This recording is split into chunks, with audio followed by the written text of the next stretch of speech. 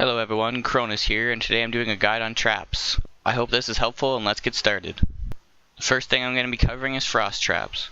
When attempting to trap a target, you're going to first scatter shot, then you're going to put the frost trap below the target as he's disoriented. Here's an example. Notice how I target the shaman and get the trap off as soon as I use scatter shot. Using scatter shot before you trap just ensures that the target does not avoid your trap, which could easily cost you an arena match. For the next clip, it's just going to be another example of using the scatter trap, but it's also a good demonstration of why you should always be in contact with your other arena partner so you don't overlap CC. As the fight progresses, I realized that we need to trap the shaman if we have any chance of killing the mage, but my druid partner had a different idea and we didn't talk about it, so we ended up cycloning the mage when I trapped the shaman. Although it wasn't a problem against this team, it did cause us to have a break in damage which could have cost us a match against a higher geared team.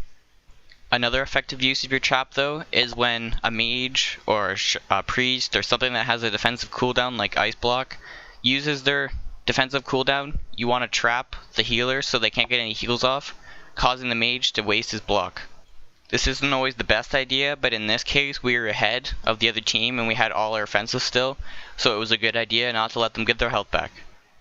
For the next two clips, I'm just going to be going over the effectiveness of explosive trap with the glyph that knocks them back. In this clip of Eye of the Storm, I used my explosive trap that knocks the druid off the edge instead of having to worry about the kill.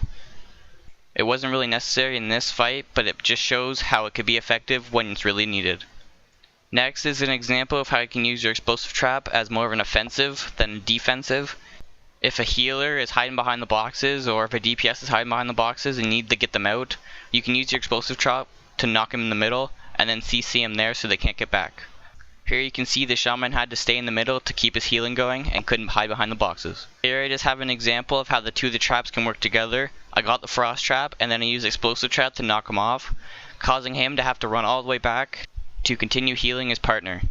In this case, however, my druid ended up cycloning the target down there after my trap was done and he couldn't get back up in time. As always everyone, thanks for watching and I hope you learned a little something.